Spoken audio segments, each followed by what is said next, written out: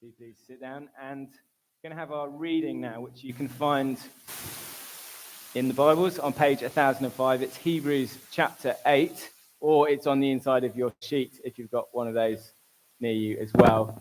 Helen's going to lead our reading, but before that, let me lead us in a prayer. Our Father, we're so grateful that you are a speaking God.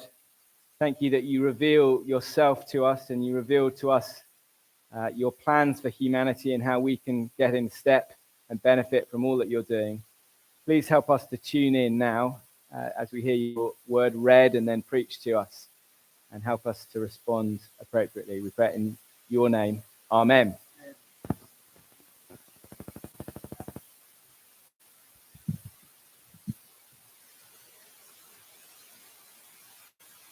We're in Hebrews 8, which is on the Church Bible, page 1005.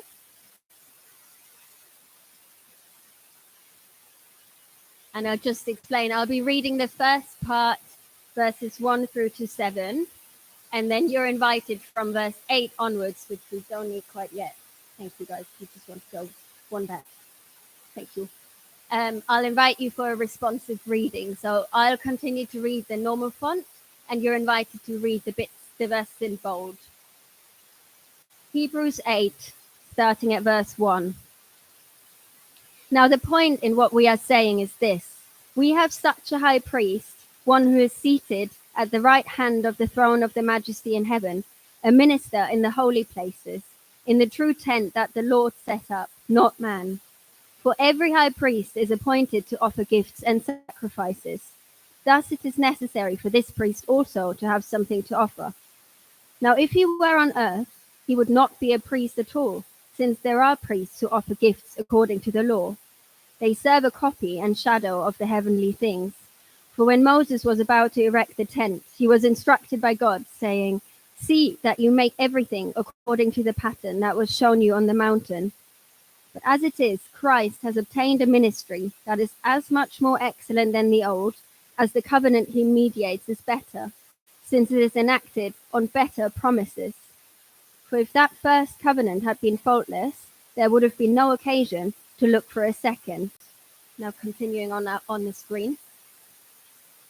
For he finds fault with them when he says, "Behold, the days are coming, declares the Lord, when I will establish a new covenant with the house of Israel and with the house of Judah, not like the covenant that I made with their fathers on the day when I took them by the hand to bring them out of the land of Egypt. For they did not continue in my covenant, and so I showed no concern for them, declares the Lord. For this is the covenant that I will make with the house of Israel after those days, declares the Lord. I will put my laws into their minds and write them on their hearts, and I will be their God, and they shall be my people. And they shall not teach each one his neighbor and each one his brother, saying, Know the Lord, for they shall all know me, from the least of them to the greatest. For I will be merciful towards their iniquities, and I will remember their sins no more. In speaking of a new covenant, he makes the first one obsolete, and what is becoming obsolete and growing old is ready to vanish away.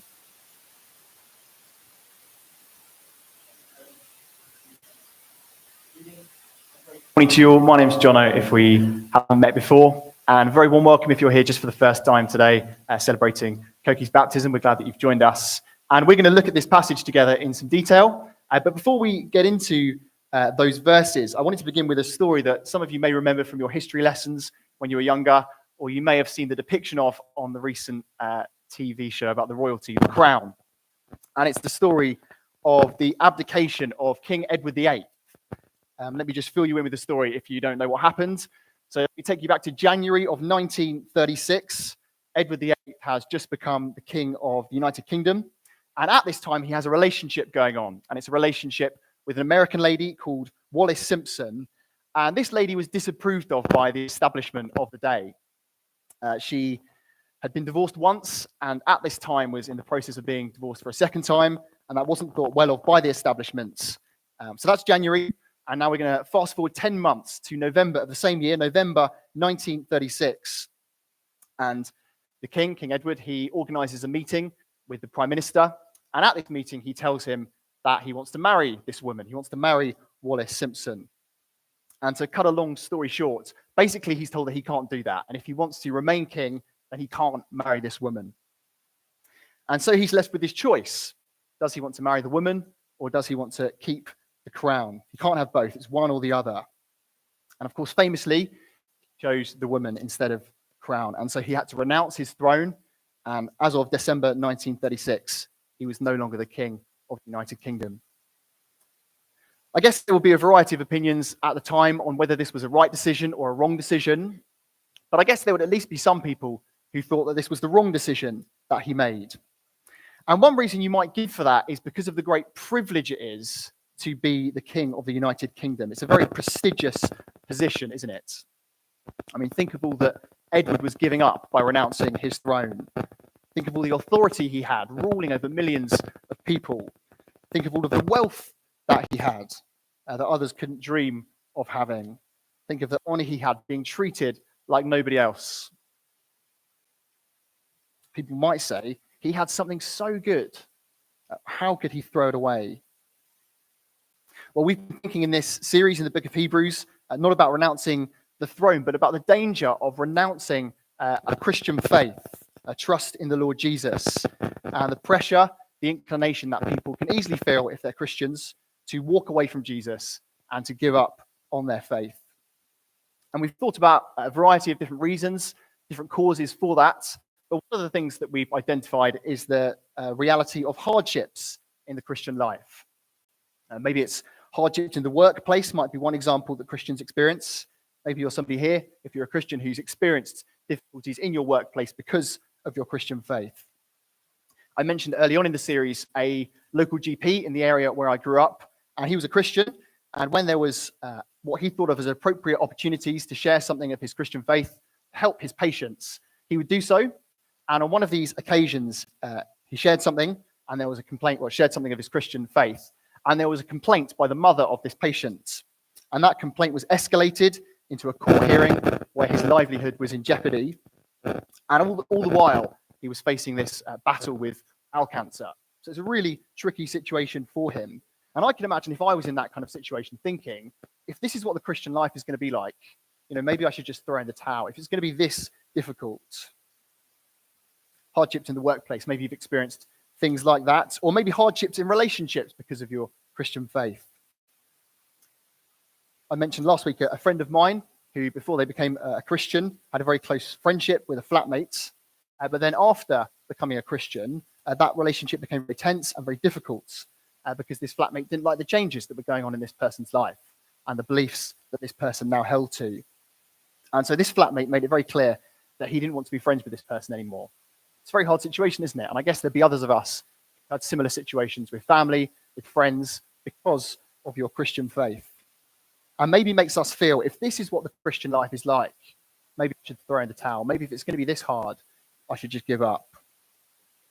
Well, throughout the book of Hebrews, the author's assessment of that has been that that would be a tragic decision. To throw away what we have would be a tragic decision. And we're going to see that the reason today particularly is because of, like the king, of the great privilege of being a Christian. I think the author wants us saying, I have something so precious. How could I throw it away? And particularly under our second point today, we're going to think about the nature of this privilege and unpack this better covenant that Jesus launches. But before we get there, we're going to, under our first point, think about the basis of this privilege and see the groundwork that Jesus, our high priest, we've been thinking about Jesus as our high priest throughout this service, and the groundwork he lays as our high priest to bring about this result and this outcome of this better covenant. So that's where we're heading. And you can see on the inside of your service sheets, there's some headings that hopefully will help you as we go through this passage together. So first point, Jesus does a better priestly work. And this is verses 1-6 of our passage. We thought a bit about this last week, in a sense, when we were thinking about the duration of Jesus' priestly work. So we thought about the fact that he's a permanent priest. He's a priest forever. But this week and next week, we're going to think more about the details of Jesus' priestly work. And particularly, we're going to think about two elements to Jesus' priestly work which are better than that of Old Testament Israel and the priesthood that they had. So 2 elements. We're going to think about what Jesus offers and also where he offers. So the place and location that he brings his offering to. So we'll start briefly, more briefly at least, with what Jesus offers. And really in this passage, we just get a trailer of this. So just have a look at verse 3. For every high priest is appointed to offer gifts and sacrifices. Thus it is necessary for this priest, that's Jesus, also to have something to offer. So by very nature of being a high priest means that you're a person who brings offerings and brings sacrifices. And because Jesus is a high priest, he will need to bring an offering as well. And we're going to think more about that next week, and we'll see a more full presentation of it in chapter 9. But we're going to focus on, in this passage, where Jesus offers, the place and location that he brings his offering, his sacrifice into. And we're going to do a bit of comparison with Israel's priests. So let's start with Israel's priests and see the place that they bring their offerings to. Have a look at verse 5 in our passage. They, that's the priests in the Old Testament, they serve a copy and shadow of the heavenly things. So the basic point that's being made is about the tabernacle. That's the tent that was set up in the wilderness by the people of Israel, where God came to dwell. And that was the place that was a replica. It was a copy of something greater, a copy and shadow of the heavenly things, the verse says. And then the author goes on to prove the point. So the rest of verse 5, for when Moses was about to erect the tent, that's the tabernacle, he was instructed by God saying, see that you make everything according to the pattern that was shown you on the mountain. So the author says to us, even going back as far as the book of Exodus, we can see that this tabernacle was only ever meant to be a copy and a replica of something beyond. It was only ever based on this pattern that Moses was shown as he was given all of the instructions and details of what this tabernacle was to look like. So that's the place that they serve in, the copy, the replica. But that isn't the place that Jesus serves in. So let's have a look at the first 2 verses of this chapter. I'll read for us. Now, the point in what we are saying is this. We have such a high priest, one who is seated at the right hand of the throne of the majesty in heaven, a minister in the holy places, in the true tent that the Lord set up, not man. So part of what these verses tell us is Jesus' current position, where he is now. And it says, doesn't it, that he is in heaven. So having died, having risen from the dead, having ascended to God's right hand, he sat down there in heaven. That's where he is now. That's his current position. But then as we go into the second verse, heaven gets identified as the true tent or the true tabernacle, which shows us that that place, the tabernacle in the wilderness, that was a replica. What it was a replica of is the place that Jesus has now actually entered, the real dwelling place of God, heaven itself. Now, at this point, I want to tell you a little bit about my gran. And she, when she was alive, had a big collection in a glass cabinet in her house of these model miniature houses that were based on houses across the UK. And one of them she had was a house called Thaxted Guildhall. I've got a picture of it on the screen. I'll just go to you. This is a little model house that we have in our house that Gran gave to me. Well, I received when she died. And the author's point is that the tabernacle is like this. It's a model based on the real building itself, the real place itself. But on the other hand, the place that Jesus entered is like Thaxted Guildhall itself. It's the real house, the real building. That's where Jesus has entered, the real dwelling place of God, not the copy tabernacle, but the real heavenly tabernacle. So Jesus does a better priestly work because he entered the true tabernacle, heaven itself. So that's the groundwork that Jesus, our high priest, lays. And next we're going to see, and we're going to spend most of the time here, the result and outcome of Jesus' better priestly work. So we've seen that Jesus does a better priestly work, and point 2, which launches a better covenant. And this is the rest of our passage. And again, the point of comparison here is Jesus with Old Testament Israel. But this time the comparison isn't with their priests, but with their covenant, the structure, the situation within which they related to God. And the author wants us to see that the Christian has a better covenant. And we're going to think about what is better about this covenant? And we actually get quite a nice answer to that question in verse 6, which is also a kind of hinge verse in the passage that kind of links together our 2 points. Let me read verse 6. But as it is, Christ has obtained a ministry that is as much more excellent than the old, as the covenant he mediates is better. And here's the reason: since it is enacted on better promises. And we're going to see what these better promises are as we go into this long quote that we read together from Jeremiah 31, this prophet in the Old Testament who speaks of this new covenant that God is going to make with his people. And this is really where we're going to think about the great privilege it is to be a Christian. So 3 promises, I think, in this prophecy from Jeremiah. Firstly, the promise of obedience to God. Now, under the Old Covenant, the majority report is that they weren't able to obey God. And actually, that's been illustrated for us already in the book of Hebrews. Back in chapters 3 and 4, you might remember the way that we looked at that generation who came out of Egypt, who went through the wilderness. But when it came to entering the land, they didn't trust God's promise to give it to them. And they didn't obey God's command to take the land. And there were a few exceptions. So Joshua and Caleb, we looked at this in our Bible overview in small groups this year as well.